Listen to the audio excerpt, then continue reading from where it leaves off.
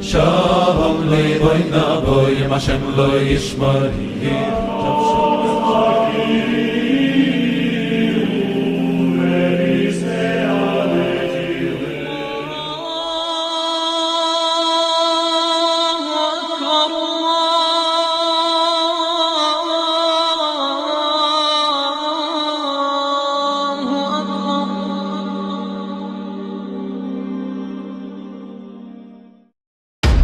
Assalamu alaikum wa rahmatullahi wa barakatuh. Après avoir parcouru ensemble les prophéties de la Bible au sujet de l'islam, nous allons découvrir maintenant les prophéties de l'islam dans leur généralité et dans plusieurs domaines.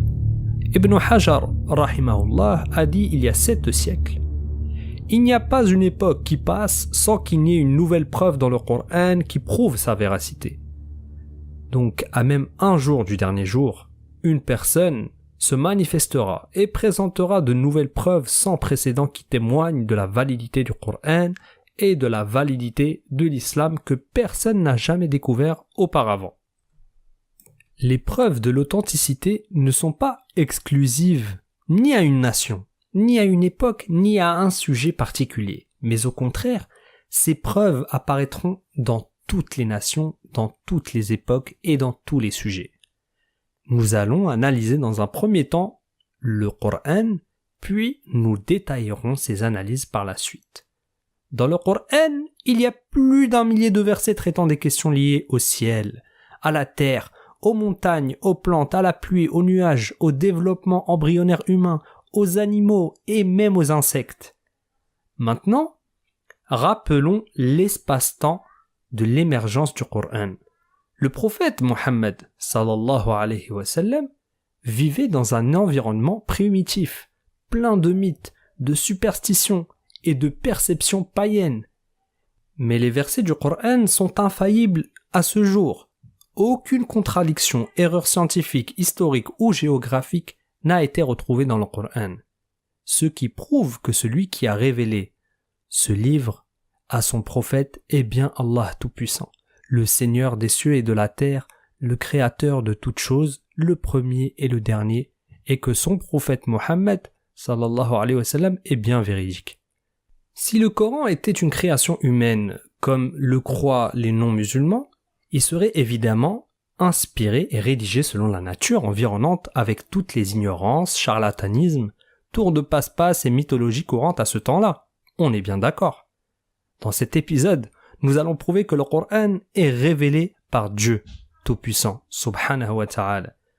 Allah dit dans le Coran: ne médite-t-il donc pas sur le Coran? S'il provenait d'un autre qu'Allah, ils y trouveraient certes maintes contradictions. Méditez sur le Coran et vous trouverez beaucoup de divergences si ce n'était pas de Dieu. Si cela n'a pas été révélé de Dieu, vous retrouverez la culture de cette époque avec tous ces mythes. Le défi est aussi simple que cela. Quiconque lit le Coran et compare à nos découvertes scientifiques contemporaines déterminera si ce livre est envoyé de Dieu ou inventé par un homme qui a vécu à cette époque et qui l'a rédigé selon les connaissances de cette époque. Rappelons-nous aussi que cette époque, où il n'y avait pas un seul domaine qui n'était pas marqué par un mythe ou une superstition. Donc, on réitère, le défi est très simple. Allah dit dans le Coran: dit, je vous exhorte seulement à une chose, que pour Allah vous vous leviez par deux ou isolément, et qu'ensuite vous réfléchissiez. Ô toi qui es athée, ô toi qui n'es pas musulman, ô toi qui es sceptique, réfléchissez. Ce livre est-il envoyé de Dieu ou est-il inventé par un homme qui a vécu à cette époque? Tout livre qui a été écrit pendant l'époque du prophète Mohammed sallallahu alayhi wa sallam, ou avant ou même après, même des livres qui datent du 19e siècle, contiennent d'innombrables erreurs et bévues scientifiques flagrantes. Mais ceci est complètement normal. Maintenant, on va découvrir ensemble pourquoi est-ce que le Coran ne peut être révélé que par Allah, notre Créateur. Revenons à cette époque. À titre d'exemple, Aristote pensait que le cerveau était un radiateur. Oui, Aristote, Ils pensaient que le cerveau était une machine qui refroidit le sang, tandis que le cœur chauffe le sang. Ils ne connaissaient ni le système nerveux, ni le système sensoriel. Et ils n'en savaient rien. Au contraire, Aristote a imaginé que le nombre de dents de l'homme n'est pas le même que celui des dents de la femme. Ça, c'était la culture de l'époque. Maintenant, est-ce que vous pouvez imaginer si une telle information était mentionnée dans le noble Coran ou dans la Sunna authentique? Aussi, Aristote pensait que lorsque le ver grandit, il devient un serpent. Celui qui a dit cela était le plus grand scientifique de l'époque, Aristote. Et la culture aristotélicienne était la plus répandue au Moyen-Orient. C'était la culture, la plus répandue même dans le monde jusqu'au XVIe siècle. Parlons de Hippocrate, le père de la médecine qui était le plus grand médecin de l'époque. Hippocrate pensait que l'embryon se forme grâce à l'eau, l'air humide, la chaleur et le feu. Il a même pensé que l'embryon émerge au début comme un morceau de viande. Ensuite, ce morceau de viande se réchauffe à l'intérieur de l'utérus formant des os. Donc, les os émergent après avoir réchauffé ce morceau de viande à l'intérieur de l'utérus. C'est ce que disait Hippocrate, l'un des plus grands médecins de l'époque. Le principe de la chaleur qui fait coaguler et solidifier, la formation des os est expliquée de la même manière, c'est ce qu'il nous dit. Donc, on peut remarquer que c'est une perception primitive et très étonnante. La chair est solidifiée par la chaleur.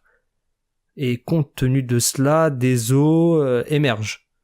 Donc, les os où chaque partie et chaque fossette remplissent une fonction spécifique ont été pour Hippocrate juste formés par la simple chaleur dans l'utérus. Et d'ailleurs, quelle est la source de chauffage à l'intérieur de l'utérus selon Hippocrate? Bon, c'est pas grave. Aussi, Aristote pensait que la moitié supérieure du corps de l'embryon apparaissait en premier et que la partie inférieure émergeait à un stade ultérieur. Vous imaginez si une femme avorte d'un fœtus avec juste une tête et un thorax? C'est pas grave. Passons à Galien, l'un des plus grands médecins de l'époque et disciple d'Hippocrate. Galien imaginait que les os, les nerfs, les veines et la membrane sont extraits du sperme, tandis que les tissus mous sont tirés de l'éjaculation féminine. C'est ce que Galien a écrit dans son livre, sur le sperme, pages 99 et 103. C'était ainsi la culture de l'époque et aussi la culture commune au Moyen-Orient. C'est pourquoi nous trouvons les mêmes mots de Galien dans le Talmud, littéralement. Comme vous le voyez dans l'image, le Talmud a repris exactement les paroles de Galien. Galien disait aussi que le cycle menstruel s'arrêtait pendant la grossesse. Jusqu'à là, tout est normal. Mais pourquoi? Parce que l'embryon doit se nourrir du sang menstruel stocké dans l'utérus. De si graves erreurs scientifiques. Tout comme son professeur Hippocrate. Galien pensait que le testicule droit générait des spermatozoïdes de garçons, tandis que le testicule gauche générait des spermatozoïdes filles. Jusqu'à récemment, cette conviction a continué à prévaloir dans le monde.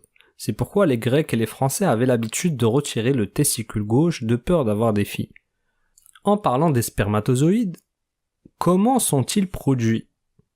Galien pensait que le sang allant aux testicules devenait blanc. Alors, le sperme émerge.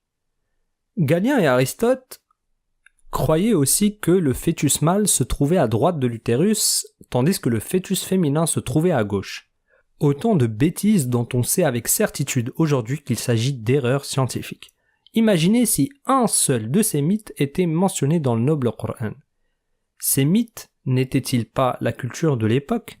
Ces gens n'étaient-ils pas les scientifiques et les intellectuels de l'époque? Si nous passons par exemple à la culture asiatique, ce ne sera pas très différent. Le Veda, le livre sacré de l'hindouisme, détermine que la terre est soutenue par un taureau. Oui, il croit qu'il y a un taureau qui soutient la terre de peur qu'elle ne bouge. Et ceci est mentionné dans l'Atharva Veda. Pour le soleil, il est tiré par 7 chevaux. Ceci aussi est mentionné dans le Rig Veda. L'éclipse, comment se produit-elle? Alors, pour les hindous, l'éclipse se produit parce qu'il y a un fantôme qui cache le soleil derrière lui. Et ceci est mentionné dans le Rig Veda. Ce sont les perceptions du monde à cette époque. Il n'y a pas un seul livre publié il y a quelques années qui ne contienne des mythes scientifiques. Par exemple, Charles Darwin, qui a publié un livre dans lequel il classe les créatures selon l'évolution il y a 150 ans, on peut jeter un œil sur ces cahiers à travers l'œil de la science d'aujourd'hui. Et nous y verrons de graves erreurs et des mythes très amusants. Par exemple, Darwin croyait en la pangénèse. C'est quoi la pangénèse? Il croyait que chaque partie du corps émettait son propre type de petites particules qui s'agrègent dans les gonades. Ainsi, lorsque vous pratiquez un sport, ces particules sortent des muscles et atteignent les gonades. De cette façon, le fils acquiert la force des muscles de son père. Darwin ne connaissait ni le génome ni l'ADN. Ces mythes ont été écrits il y a seulement 150 ans par Darwin. Alors, qu'en est-il d'un livre qui a été révélé 600 ans après Jésus-Christ seulement? Aucun mensonge ni erreur dans ce livre jusqu'à ce jour. Et ceci est totalement impossible s'il avait été inventé par l'homme. Allah subhanahu wa ta'ala nous dit: le faux ne l'atteint d'aucune part, ni par devant, ni par derrière, c'est une révélation émanant d'un sage digne de louange. Le plus grand miracle scientifique du livre de Dieu, c'est qu'il ne véhiculait aucun des mythes courants à cette époque, et qui était même la norme scientifique. Lorsque le Coran est révélé et est infaillible à tous ces mythes, et que les prêcheurs de l'athéisme, avec tous leurs efforts, leurs richesses investies dans les recherches et leurs laboratoires géants, ne peuvent trouver un seul verset clair qui contredit une seule vérité scientifique unanimement reconnue. C'est une preuve solide qui affirme la nature divine de ce livre. Avoir un livre saint, infaillible, nous incite à faire un pas de plus et à nous demander: est-ce qu'il existe de miracles scientifiques dans le Coran?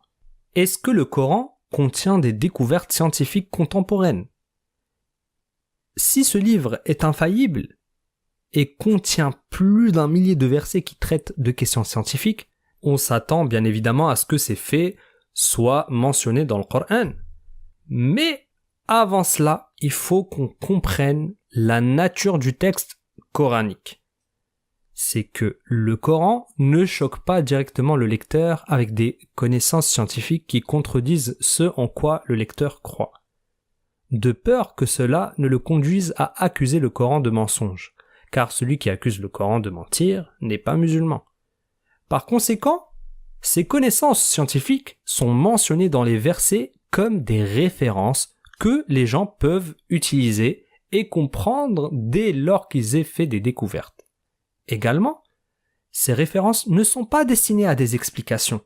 Le Coran n'a pas été envoyé comme un magazine scientifique où nous expliquer et nous détailler des faits scientifiques. Le Coran n'a jamais été descendu pour changer la perception scientifique des gens, mais plutôt de changer la perception des gens vis-à-vis de l'adoration, en méditant sur les signes de Dieu dans sa création, en se soumettant à Dieu et en réfléchissant.